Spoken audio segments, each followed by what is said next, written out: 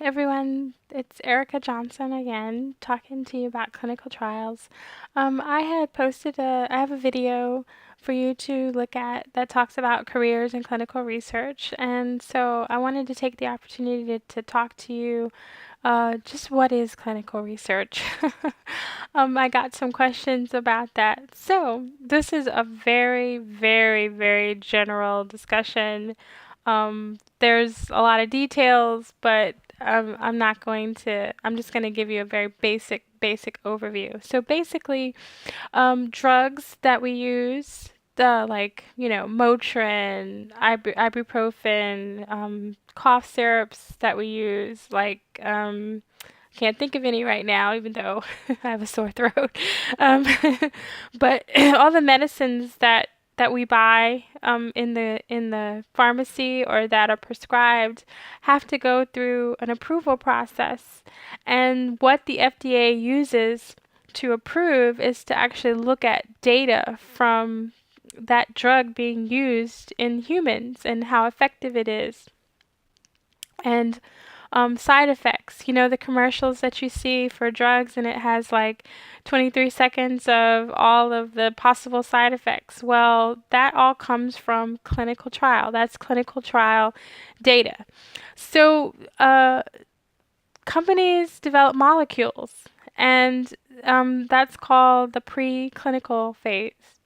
They develop these molecules. I've never actually worked on that level in a pharmaceutical company, so I don't know exactly how that works. The science behind it is basically that they develop these molecules, and somehow, there's chemicals that they're aware of that can delay a chemical reaction, that can cause a chemical reaction, that can block a certain chemical, or, there's all kinds of mechanisms at the biology stage that these scientists know about. So they develop these molecules, and eventually someone says, we think this molecule could be used for cancer or diabetes or whatever. So that's the preclinical phase. It goes into phase one, clinical trials. And just the oversimplified explanation is that a phase one trial is first in human. This is when you see phase one, it means that that drug or that molecule has not been given to human beings before. And so these phase one trials are first in human. And the purpose of these trials, is a multitude. You want to find out side effects right away, but also dosing, half-life of the molecule. Once it goes into a human system, how long does it take to get through the bloodstream? What kind of mechanisms occur through that process? That's the purpose of the phase one. Then when you get into the phase two, they want to find out, are there any real effects biologically of this drug? And they begin to look at that. And that's, phase one usually takes place in healthy human beings, healthy adults. There are some phase one drugs that are tested on terminally ill people, but for the most part, phase one is used in healthy adults because, again, you're looking for instant side effects, anything quick side effects that immediately are noticed, and you're looking at dosing and the pharmacogenetics of it. How long does it take to go through the system and all that kind of stuff. Phase two, is there any kind of real biological reaction? Does this drug produce? Those are bigger trials. Um, you're dealing with in the hundreds of people as opposed to phase one where it's a very small number of people. Then it moves on, and also at phase two, you're continuing to look at safety. You're also continuing to look at dosing and continuing to look at some of the same things that you looked at in one. Then when we move into phase three trials, that's when we're looking at the therapeutic value of this molecule. Does it cure what they say does it cure? Does it help? What does it do for the indication that it's supposed to be working for? And these are like huge trials that go on for years and years, and they're all over the country, sometimes all over the world running at the same time. Um, so their purpose is, does this molecule have therapeutic value? That's, where you kind of sink your teeth in. That data is what is going to be key in submitting to the FDA. Then, when you move into phase 4, that's post-marketing studies, and because people ask me this a lot, just in my personal life. When you see recalls and you see the commercials, the FDA has said that this drug causes blah blah blah, and if you take this drug, contact our law offices. And people always, as soon as the commercial goes off, their heads turn and they look at me. Well, why? How did this drug get on the market in the first place if they knew that it was gonna blah blah blah?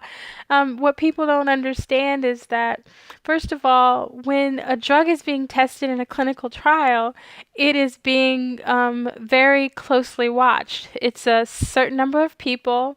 They have to be between this age and that age. They have to have a certain condition that's being looked at. They have to meet all these inclusion exclusion criteria. And they're being watched. They're being watched by their doctor. They're being watched by the study coordinator. Their data is being watched by the monitor, by the pharmaceutical company. The drugs being stored in a certain temperature. They're being monitored when they take it.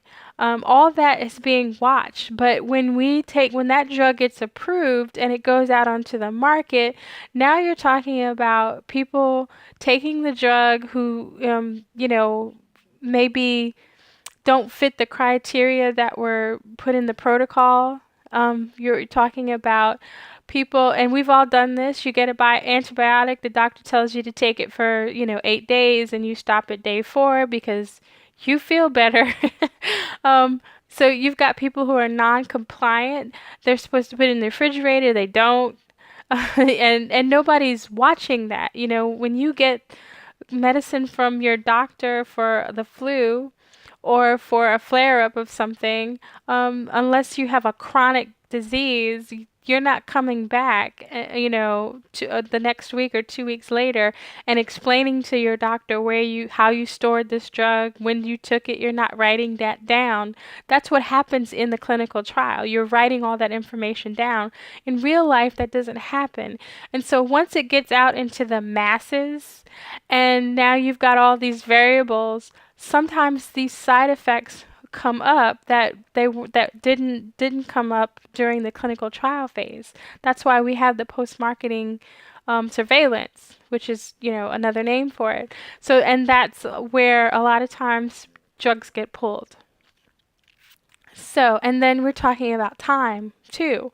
I mean, there are certain things that throughout the years, there are certain side effects that were not discovered for many, many years, just because of the time lag in the manifestation of the side effect.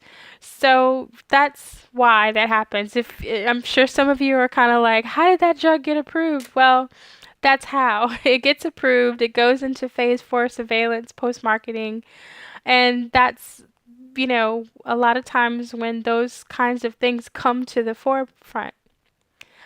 So the purpose of clinical trials is to gather that data so that the FDA can be presented with information that shows how safe something is and how effective it is. And that's why the process takes quite a long time. I mean, I know that there's administration out there now that's trying to expedite the approval process. I'll reserve my opinions on that for another video, but it takes a long time for a reason, because there is all this regulation and monitoring, and because what you don't want, fortunately, there's few drugs that get into that phase 4 post-marketing surveillance that have to get recalled because of serious issues.